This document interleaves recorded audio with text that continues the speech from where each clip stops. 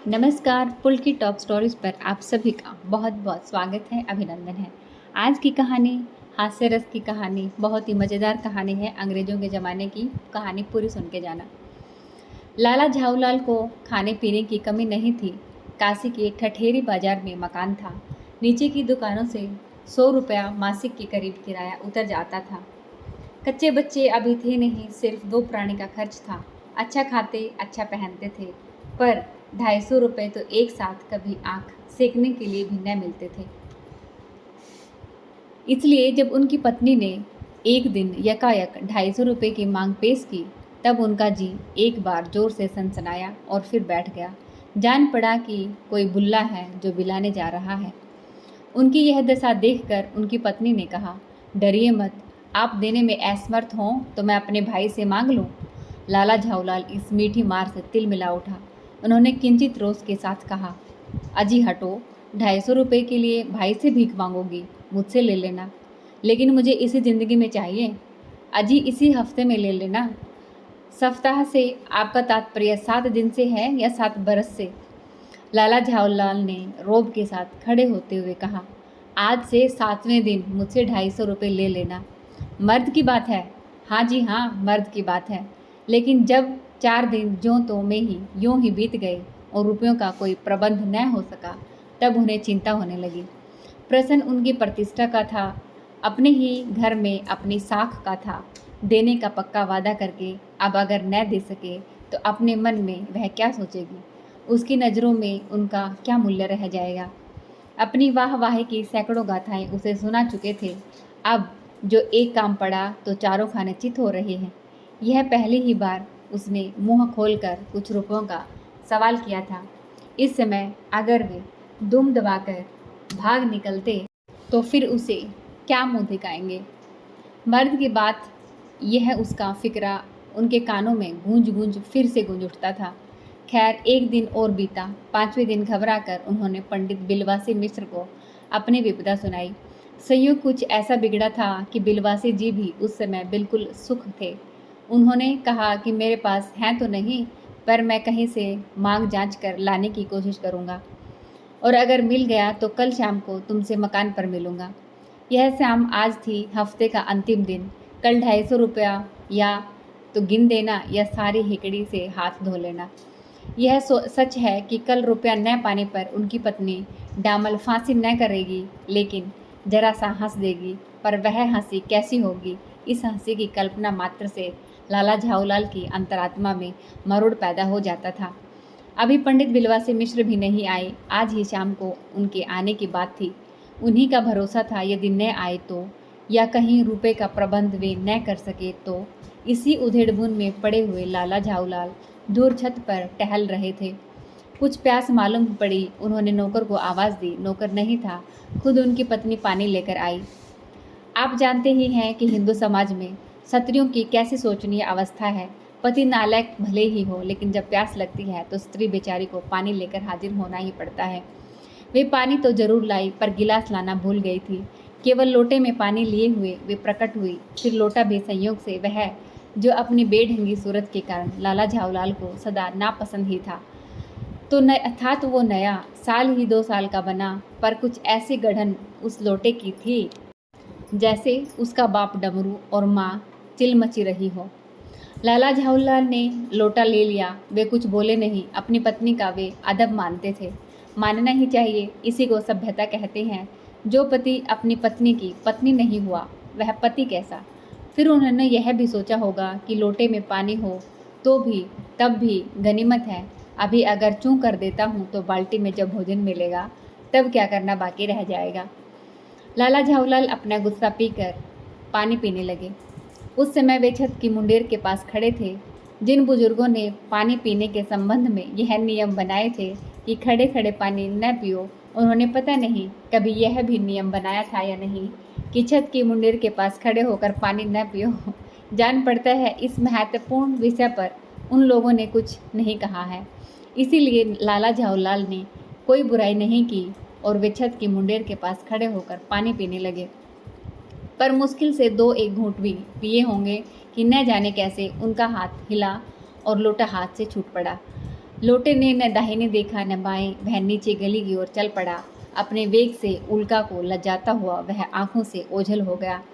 किसी जमाने में न्यूटन नाम के किसी खुराफाती ने पृथ्वी की आकर्षण शक्ति का एक चीज़ ईजाद की थी। कहना न होगा कि यह सारी शक्ति इस लोटे के पक्ष में थी। लाला झाऊलाल को काटो तो बदन में खून नहीं। ठठेरी बाजार ऐसे चलती हुई गली में ऊंचे तिमंजले से भरे लोटे का गिरना हंसी खेल नहीं। यह लोटा न जाने किस अधिकारी के खोपड़े पर काशीवास का संदेश लेकर पहुंचेगा। कुछ हुआ भी ऐसा ही। गली में जोर का हल्ला उठा। लाला झाऊलाल जब दौड़कर नीचे उतरे तब तक भारी भीड़ उनके आंगन में घुस आई थी।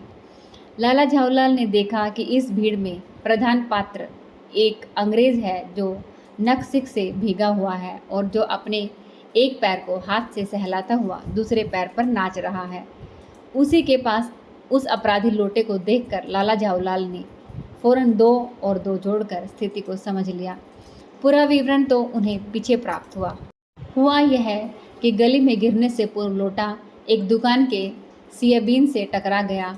वहां टकराकर उस दुकान पर खड़े उस अंग्रेज को उसने सांगोपांग स्नान कराया और फिर उसी के बूट पर जा गिरा। उस अंग्रेज को जब मालूम हुआ कि लाला झाऊलाल ही उस लोटे के मालिक हैं, तब उसने केवल एक काम किया, अपने मुंह को उसने खोलकर खुला छोड़ दिया। लाला झाऊलाल को आज ही मालूम हुआ कि अंग्रेजी भाषा में गालियों का ऐसा प्रकांड कोश भी है। इसी समय पंडित बिलवासी मिश्र भीड़ को चीरते हुए आंगन से आते दिखाई पड़े। उन्होंने आते ही पहला काम यह किया कि एक कुर्सी आंगन में रखकर उन्होंने साहब से कहा, आपके पैर में शायद कुछ चोट आ गई है, आप आराम से कुर्सी पर बैठ जाइए। दूसरा एक जरूरी काम यह किया कि जितने आदमी आंगन में घुस आए थे सबको निकाल बाहर किया। साहब बिलवासी जी को धन्यवाद देते हुए बैठे और लाला झाऊलाल की ओर इशारा करके बोले, आप इस शख्स को जानते हैं? बिल्कुल नहीं, मैं ऐसे आदमी को जानना भी नहीं चाहता जो निरह राह चलतों पर लोटे से वार करे।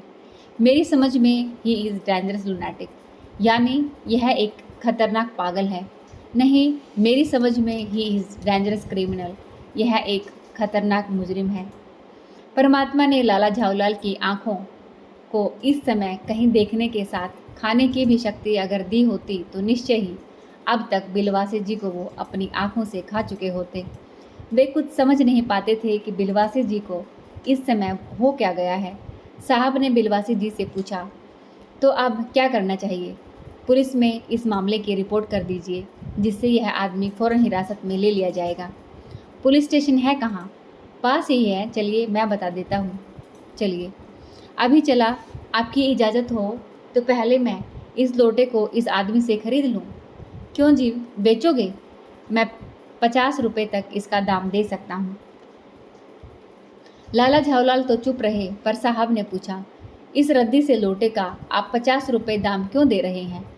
आप इस लोटे को रद्दी सा बताते हैं? आश्चर्य है, मैं तो आपको एक विग और सुशिक्षित आदमी समझता था। आखिर बात क्या है, कुछ बताइए भी। यह जनाब एक ऐतिहासिक लोटा जान पड़ता है।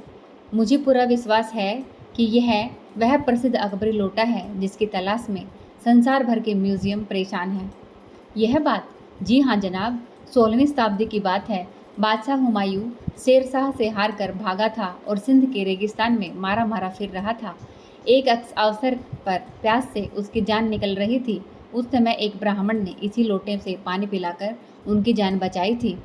हुमायूं के बाद जब अकबर दिल्लीश्वर हुआ तब उसने उस ब्राह्मण का पता लगाकर उससे यह लोटे को ले लिया और इसके बदले में उसे इसी प्रकार के 10 सोने के लोटे प्रदान किए।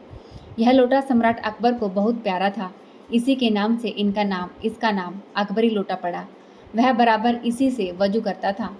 सन 1857 तक इसकी शाही घराने में ही रहने का पता है, पर इसके बाद लापता हो गया। कलकत्ते के म्यूजियम में इसका प्लास्टर का मॉडल रखा हुआ है। पता नहीं यह लोटा इस आदमी के पास कैसे आया। म्यूजियम वालों को पता चले तो फैंसी दाम देकर खरीद ले जाएंगे। इस विवरण को सुनते सुनते साहब की आंखें लोभ और आश्चर्य से चमक उठी और वे कोड़ी के आकार से बढ़कर पकौड़ी के आकार की हो गई। उसने बिलवासी जी से पूछा, तो आप इस लोटे को लेकर क्या करिएगा? मुझे पुरानी और ऐतिहासिक चीज़ों का संग्रह मुझे भी पुरानी और ऐतिहासिक चीज़ों का संग्रह करने का शौक है। जिस समय यह लोटा मेरे ऊपर गिरा उस समय मैं यही कर रहा था। उस दुकान पर से पीतल की कुछ पुरानी मूर्तियाँ खरीद रहा था। जो कुछ हो लोटा तो मैं ही खरीदूंगा। वाह, आप कैसे खरीदोगे? मैं खरीदूंगा, मेरा हक है। हक है, ज़रूर हक है। यह बताइए कि उस लोटे के पानी से आपने स्नान किया या मैंने? आपने। वह आपके पैर पर गिरा या मेरे पैर पर? आपके। अंगूठा उसने आपका भुरता किया या मेरा? आपका ही किया जनाब। इसीलिए उसे खरीदने का हक मेरा है। यह सब झोल है, दाम लगाइए तो जो अधिक दाम है दे वह लोटा ले जाए। यही सही है। आप उसका 50 रुपये दे रहे थे, मैं 100 देता हूँ। मैं 150 देता हूँ, मैं 200 देता हूँ। अजी, मैं 250 देता हूँ। यह कहकर बिलवासी जी ने 250 के नोट लाला झाऊलाल के आगे फेंक दिए। साहब को भी अब ताव आ गया। उसने कहा, आप 250 देते हैं तो मैं 500 देता हूँ। अब चलिए। बिलवासी जी अफसोस के साथ अपने रुपए उठाने लगे, मानो अपनी आशाओं की लाश उठा रहे हों। साहब की ओर देखकर उन्होंने कहा, लोटा आपका हुआ, ले जाइए। मेरे पास 250 से अधिक नहीं है।